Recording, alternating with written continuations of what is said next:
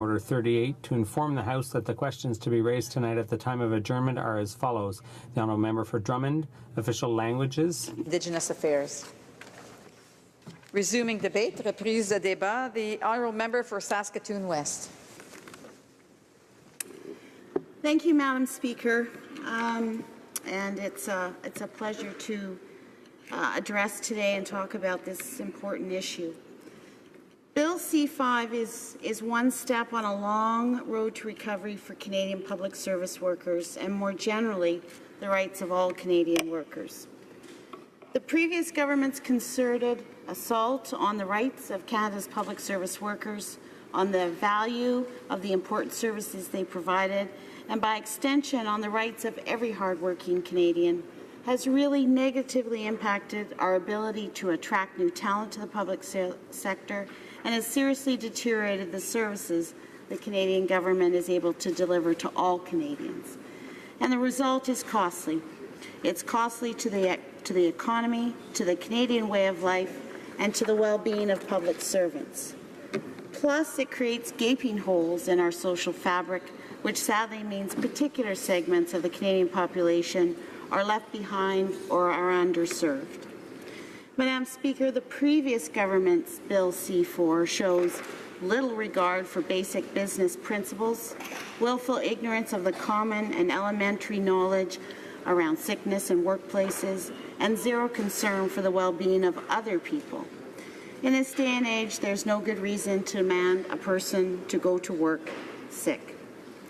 The previous government's trampling of workers' rights was short-sighted, unwarranted, and has left a negative impact on the public sector and the Canadian way of life. Repealing this bill is very obviously the right thing to do. But we can do better. My NDP colleagues and I ask the current government to continue to stand up for workers' rights and immediately repeal the previous government's Bill C-4, which interferes with free collective bargaining, infringes on workers' rights to a safe work environment, and restricts the right to strike. The government should move immediately to repeal each section of this bill that undermines the constitutional rights of public service employees. Madam Speaker, under the previous government, we witnessed a major dismantling of important public sector departments. This made many Canadians uncomfortable, very uncomfortable, in fact, that some even wrote songs about it, which is partly why we have a new party in power today. Madam Speaker, many of these public sector departments provide the information, research and analysis necessary for a government to make informed decisions. Being informed when making any decision is a key factor in making a good decision, whether that decision conforms to a preconceived ideas or not. Dr. Peter Wells, a former public servant and environmental scientist, said in an interview with the National Observer that the previous government was quite, and I quote, simply anti-science, anti-evidence, and anti-informed policy and decision-making. More than 2,000 positions and people were lost, many in my field, resulting in a loss of generation of skills, knowledge, and capacity that were there to serve the public, end quote. They were there to serve the public is the important part here, to serve the public good, not the good of a single political party or the agenda of a small group of ideologues. Madam Speaker, the public service is essential to a functioning democracy. They ensure we live under the best conditions with the best resources and the best information available anywhere in the world. The health of our public sector plays a crucial role in whether we lead the world or fall behind. The public sector is essential to every Canadian's well-being and safety. In short, the public sector deserves respect, and public sector employees should be treated with respect. Canadians want a Canada that trusts its public servants because, frankly, our public service workers are not the enemy. And Canadians trust their public servants to show up to work every day and diligently serve Canadians in what are often highly challenging and demanding situations. But Canadians also understand that these same public servants should not show up to work sick, passing on illnesses to co-workers and taking longer to get better only reduces productivity. Madam Speaker, trust is a key in any healthy relationship. The Government of Canada is not a babysitter and should not babysit the people it is elected to serve. That is not the role of government. A government should trust the people that elected them, because unless we've forgotten, many of these people are our neighbours. And despite our many differences, we must respect our neighbours' right to freedom of speech, to health and well-being, and to a safe workplace. We must respect our neighbours' rights to make their own decisions, to learn, and to have the space and the resources to grow, because every single Canadian benefits when each of us has the opportunity to prove our potential. Madam Speaker, government should provide leadership and vision, not micromanage public servants, and certainly not abolish rights that will endanger the safety and well-being of public servants and ultimately the people they serve. Moreover, a government should be working to build, not destroy. A government should protect and not harm. And a government should not steal rights, but respect them and provide opportunities for exercising those rights. That same government should also trust public sector workers to carry out the important work necessary to maintaining the daily operations of the Canadian government. Every day, thousands of our neighbours go to work to ensure that our food and borders are safe, that our pension checks are delivered, and that the best of Canada is represented abroad.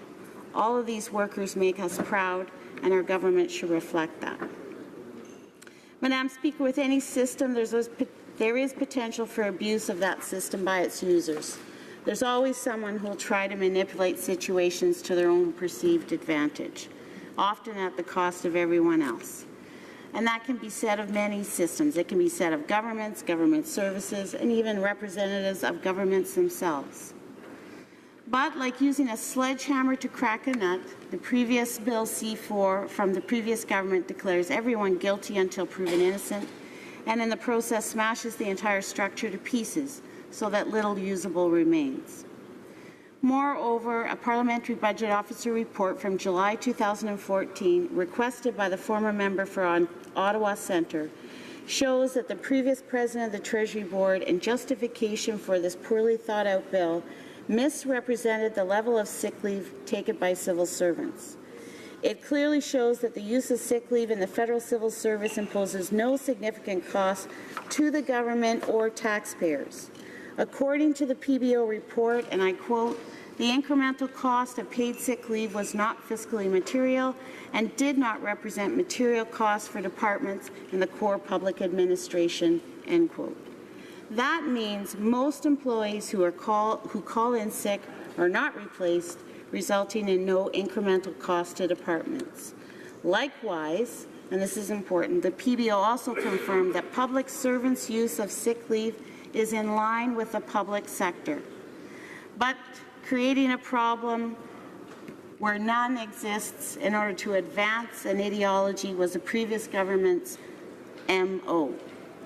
Madam Speaker, the previous government C-4 does absolutely nothing positive for Canada or Canadians and has paved the way for unenlightened ways of forcing Canadian public servants to go to work sick. Likewise, it sets a precedent that negatively impacts the whole of the Canadian working population. Madam Speaker, organized labour, like any professional association, is designed to look out for the well-being of its members. That's a simple fact. And every similar organization, whether it's a professional association, a chamber of commerce, Taxpayers Federation, does the same. Even pro athletes have their union. In fact, that's the reason they organize, to present strength through cooperation and to protect one another's rights and fight for more rights. Organized labour, like other professional organizations, has provided leadership in our society. Its members have endured hardship and even ridicule while standing up for better working conditions. Their hard-won gains have benefited all Canadians, and many of these gains are taken for granted by many of us today. Weekends, overtime pay, vacation pay, parental leave, health and safety regulation, and yes, even sick days. Creating a standard for all Canadian workers, unionized or not, to be treated with respect has led to all of us having the basic rights of association, freedom of speech, and the right to a workplace that's safe. Small as it might seem, organized labor also helps set a precedent that if you are sick, you could stay home and not lose a day's pay or your job. And despite what the previous government thought, this makes great business sense, and it has become a standard across the country and across sector. Today, including these benefits is what helps an organization, private or public, attract top talent. It's also what helps keep that talent, because measures like sick leave ensure a modicum of decency between employer and employee, positively influence staffing efficiencies and stability, and express a confidence statement regarding the well-being and health of an organization or business's workforce. Given all the benefits that a happy, healthy workforce brings, it did seem strange that the federal government, as an employer, chose not to or did not want to be a leader. For example, Shift Development, a forward-thinking development company in my riding, pays a living wage to all their workers. Their CEO, Curtis Olson, says he pays all his employees a living wage rather than a minimum wage because he can't afford not to. He says, I quote, "For me as a business owner, the cost of employee turnover is a huge cost," end of quote. Mr. Olson knows the value of and relationship between high employee morale, health and stability, and increased returns from productivity, efficiency, and success. He says, "If I take care of my employees and help meet their financial and lifestyle needs, they'll take care of the company and the growth of the company." The Canadian government should learn from our business leaders' successes and start valuing and trusting their employees, because without them, the government can't deliver a single service to Canadians. Madam Speaker, the previous government's bill contained in Bill C-4 was unenlightened and primitive. It pushed labor relations and standards back decades and set precedents that were regressive and reached far beyond the confines of the public service sector. It's incomprehensible to many Canadians why the previous government would want to erase rights that took decades and in some cases many generations to earn. Rights the Conservatives wiped out in massive, undemocratic, omnibus swaths in sweeping ideological mugging of Canadian rights and freedoms. And these transgressions were made without consideration for the consequences for the Canadian working person, the economy, or the future Canadian workforce, our children. Today, we are debating a return of only one of those rights. In the coming days, months, and years, no doubt, a great deal of time and energy will be lost to rebuilding what was destroyed by the previous government.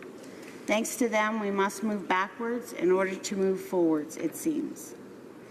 Instead of debating a national living wage, which would increase the health and well-being of our local communities and economies, the previous government has left us in the sorry state of debating the reinstatement of sick leave to public servants. And if news reports about the current negotiations are accurate, the Liberal government has not lived up to all of its election promises about respecting the public service. It's all very good to promise to negotiate fairly and to bring a renewed respect to its dealings with public service workers. But sometimes if you're serving up some of the same offer as the previous government, it really isn't real change. I urge the government to keep their promises and not break faith with the public service, and it is my hope that the new boss is not the same as the old boss. Let's work to fix what's broken, including a pay system that has left thousands of workers unpaid or underpaid, the full effects of which are not yet to be seen. Let's get this bill passed now and move on to creating and implementing things like a national housing strategy, which would save Canadians billions in health care and correctional services costs. Let's work on pressing issues like quality, affordable childcare, improving access to health care, and tackling climate change. Let's focus on improving the lives of families and seniors and creating brighter futures for our young people. I know for a fact my riding would benefit from discussion on all of these issues, and I'm sure my riding is not the only one in the country. As such, while I support Bill C-5, more needs to be done to restore the numerous and hard-earned rights of Canadian workers, and especially those in the public sector. So I urge the government to commit to repealing all the regressive changes made to labour law in the former government's Bill C-4. Bill C-4 of the previous government undermined the constitutional rights of federal public service employees to collective bargaining, including the right to strike. It also offers government negotiators an unfair advantage at the bargaining table. Unions, of course, fought against the changes throughout those legislative processes. Happily, with collective bargaining about to resume and in process for several tables of large unions, the government has the opportunity to make a gesture of good faith by committing to repeal provisions of the previous government's Bill C-4 affecting collective bargaining. That would be a start, because there are some seriously questionable aspects of that bill. In fact, the Public Service Alliance of Canada asked the court to immediately declare that Division 20 of Bill C-59, part of Bill C-4 of the previous government, in violation of its members' charter rights, because it denied the right of employees to good faith bargaining by giving the employer the unilateral authority to establish all terms and conditions related to sick leave, including establishing a short-term disability program and modifying the existing long-term disability program. It allowed the Treasury Board to unilaterally nullify the terms and conditions in existing collective agreements, and it gave the employer the authority to override many of the provisions of the Public Service Labour Relations Act. In short, the previous government's Bill C-4 gave the government unbridled authority to designate essential positions. It eliminated the public sector compensation analysis and research functions, which had previously allowed the parties at the bargaining table to base wage offers and demands on sound evidence and facts. The previous Bill C-4 also changed the economic factors that could be considered by Public Interest Commission or arbitrary board, which placed the employer's interests ahead of its employees and tipped the scales shamelessly in the employer's favor. The NDP has stood with public service workers and the public sector unions every step of the way, while right after right was stolen from them by the previous government. During and after the last campaign, the NDP proposed a comprehensive suite of reforms that would help ensure that the relationship between public service employees and government is responsible, reliable, and respectful now and into the future. These measures included protecting whistleblowers, empowering the Integrity Commissioner, introducing a code of conduct for ministerial staff, and reining in the growing use of temporary work agencies at the expense of permanent jobs. We remain committed to taking these important steps forward. But beyond changing specific policies, what is really needed is a change of attitude. Our public service workers have been neglected, undermined, and abused by brutal cuts and restrictive legislation under both Liberal and Conservative governments and administrations. It's time we revisit our thinking. What do any of us know about what is possible until we change the way we've been thinking and try a new road?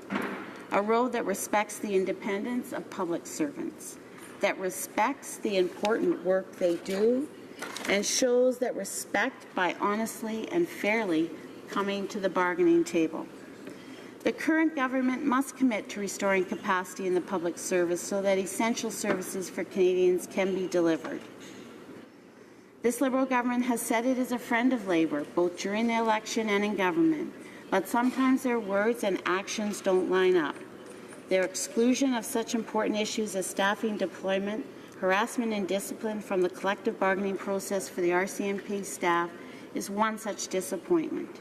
Another is Bill C-10, which made layoffs of 2,600 Air Canada and Avios workers permanent by allowing Air Canada to ship aircraft maintenance jobs out of the country.